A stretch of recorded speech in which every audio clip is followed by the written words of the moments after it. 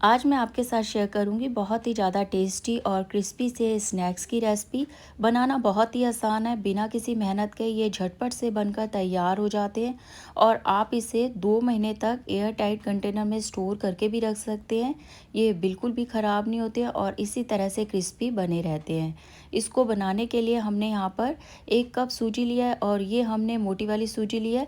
आप मोटी या बारीक कोई भी सूजी का यहाँ पर यूज़ कर सकते हैं, क्योंकि यहाँ पर हमें सूजी का बिल्कुल बारीक सा पाउडर बनाकर तैयार करना है। तो इसके लिए हम सूजी को मिक्सर जार में डाल देते हैं और इसे 2 से 3 मिनट के लिए मिक्सर में चला देते हैं। इसका हमने बिल्कुल उसी तरह से बारीक सा पाउडर बनाकर तैयार करना है जैसे आटा होता है, बिल्कुल उसी तरह से। आप देख सकते हैं बिल्कुल सूजी का आटा बनकर तैयार हो चुका है। तो अब हम इसको किसी बड़े से बाउल में निकाल लेते हैं, क्योंकि इसमें हमें अभी और भी चीज़ें मिक्स करनी है। सूजी से ये नाश्ता बहुत ही ज़्यादा क्रिस्पी बनकर तैयार होगा। इसके साथ ही इसमें हम यहाँ पर आधा कप मैदा डाल रहे हैं और अगर आप यहाँ पर मैदे का यूज़ नहीं करना चाहते तो इसकी जगह आप यहाँ पर आधा कप गेहूं का आटा भी डाल सकते हैं। अब हम इसमें 1 चम्मच यहाँ पर कसूरी मेथी डाल रहे हैं।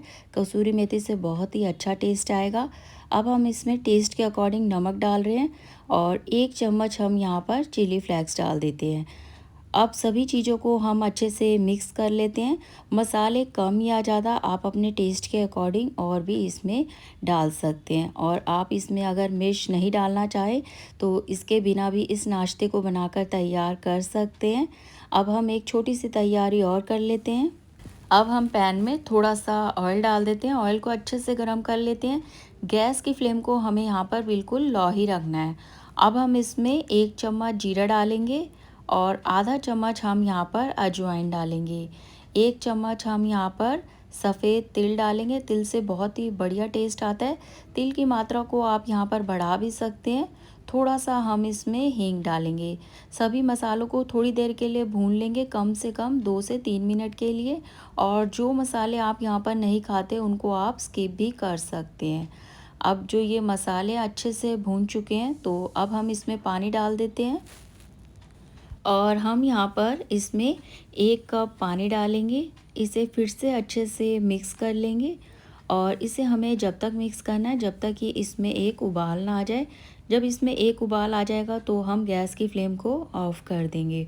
और यहाँ पर हमें इस बात का ध्यान रखना है, गरम गरम ही इसे हमें जो हमने मिक्सचर तैयार किया था उसमें डालना है, जिससे कि जो हमने यहाँ पर सूजी का यूज़ किया है वो अच्छे से फूल जाएगी।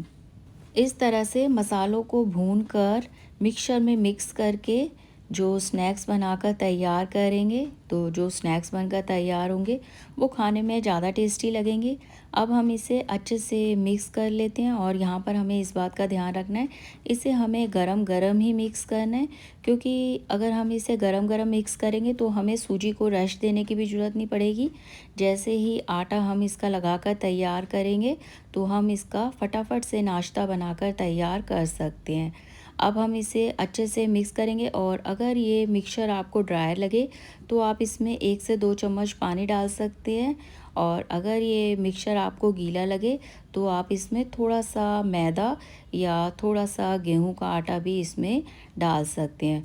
और जो ये हमने डो लगाकर तैयार करना है, ये बिल्कुल जैसे हम रोटी के लिए डो लगाते हैं बिल्कुल उसी तरह से ये डो बनाकर हमने तैयार करना है। अब ये देख सकते हैं बिल्कुल हमने सॉफ्ट सा आटा गूंदकर इसका तैयार कर लिया है। और यहाँ पर इस आटे को गूंदने में हमने गर्म पानी का यूज़ किया था, तो हमें इसको रेस्ट देने की बिल्कुल भी ज़रूरत नहीं है। साथ के साथ ही इसका हम स्नैक्स बनाकर तैयार कर सकते हैं। तो अब हमने इसको एक शेप देनी है, तो हम इसको 4 भागों में कट कर लेते हैं। और सूजी से बनने वाला ये नाश्ता इतना क्रिस्पी बनकर तैयार होता है और फटाफट से बन जाता है। अगर एक बार आपने इस तरह से इस नाश्ते को बना लिया तो आप जब भी स्नैक्स बनाएंगे तो आप उसको इसी तरह से बनाकर तैयार करेंगे। अब हमने जितना एक रोटी के लिए डो लेते हैं उतना ही हमने डो ले लिया है। अब इसको हम सब तरफ से बराबर से फैला लेते हैं और यहाँ पर इसको हमें बहुत ज़्यादा पतला नहीं बेलना है, थोड़ा सा हमें इसको मोटा ही रखना है। अब देखिए बिल्कुल इस तरह से हमें इसको बेलना है। अब हम इसके ऊपर से घी लगा देते हैं। आप चाहें तो इसके ऊपर साटा भी लगा सकते हैं। 2 चम्मच घी और 1 चम्मच कॉर्नफ्लोर को मिक्स करके भी अच्छे से इस पर लगा सकते हैं। अब हमने घी अच्छे से सब तरफ से बराबर से फैला दिया। एक पतली सी लेयर को हमने इस आटे पर लगा दिया। अब हम ऊपर से कॉर्नफ्लोर डाल देते हैं। आप कॉर्नफ्लोर की जगह मैदे का भी यूज़ कर सकते हैं, पर कॉर्नफ्लोर से ये नाश्ता ज़्यादा क्रिस्पी बनकर तैयार होगा। इस तरह से स्टेप बाय स्टेप आप इस स्नैक्स को बनाकर तैयार करेंगे तो जो स्नैक्स बनकर तैयार होगा वो क्रिस्पी भी होगा और खाने में ज़्यादा टेस्टी भी लगेगा। आप इस स्नैक्स को एक बार इस तरह से बनाकर तैयार कर लेंगे तो जब भी बनाएंगे इसी तरह से इसको बनाकर तैयार करेंगे। अब हम इसको फोल्ड कर लेते हैं और इस तरह से इसको प्रेस करते रहेंगे जिससे कि एक परफेक्ट लेयर इसमें आ जाएगी। और जब हम इस स्नैक्स को फ्राई करेंगे तो वो थोड़ा सा फूलेगा भी और क्रिस्पी भी बनकर तैयार होगा। अब हम इसको फिर से बेल लेते हैं और इसको हमें बिल्कुल पतला पतला बेलना है। इस तरह से हमने यहाँ पर इस नाश्ते को बनाने में 1 कप सूजी और आधा कप मैदे का यूज़ किया था। आप चाहें तो सिर्फ सूजी से भी इस नाश्ते को बनाकर तैयार कर सकते हैं तो भी ये उतना ही क्रिस्पी बनकर तैयार होता है। अब हम इसको एक शेप दे देते हैं। हम इसको जैसे हम नमक पारे बनाते हैं उसी तरह इसको शेप दे रहे हैं। आपको इसको जितना पतला या मोटा रखना है उसी हिसाब से आप इसको कट कर सकते हैं। और इस स्नैक्स को बनाते समय हमें इस बात का ध्यान रखना है, जो हमें आटा लगाकर तैयार करना है वो हमें सॉफ्ट ही गूंदना है, बहुत ज़्यादा हार्ड नहीं गूंदना है। अब ये हमने सारे स्नैक्स को बनाकर तैयार कर दिया है तो अब हम इसको फ्राई कर लेंगे। तो हम कढ़ाई में अच्छे से ऑयल को गरम कर लेंगे और अब हम गैस की फ्लेम को बिल्कुल लो कर देंगे और एक बार में जितने स्नैक्स आएँ उतने हम इसमें डाल देते हैं। और जो ये स्नैक्स हैं पकने में थोड़ा सा समय लेते हैं। इसे हमें 3 से 4 मिनट के लिए बिल्कुल भी टच नहीं करना है और इसे हमें लो फ्लेम पर ही पकाना है।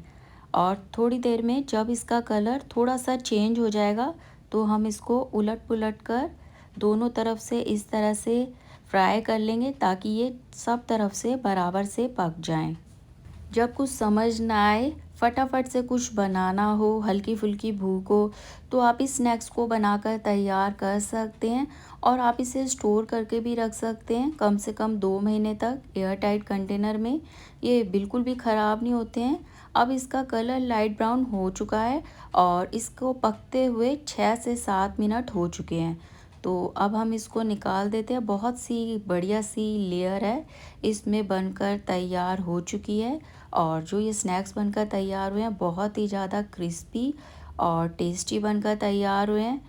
अब हम इसको निकाल लेते हैं और जैसे जैसे ये ठंडे होते रहेंगे इनका कलर भी थोड़ा डार्क होता रहेगा। इस स्नैक्स को फ्राई करते समय बस हमें इस बात का ध्यान रखना है, इसे हमें बिल्कुल लो फ्लेम पर ही पकाना है। अब हमने सारे स्नैक्स को बनाकर तैयार कर दिया है और स्नैक्स बनाने का ये तरीका अगर आपको पसंद आया हो तो वीडियो को लाइक शेयर सब्सक्राइब कीजिएगा। कमेंट में बताइएगा कि ये रेसिपी कैसी लगी। फिर मिलते हैं कुछ नई सी टेस्टी सी रेसिपी के साथ। Thanks for watching.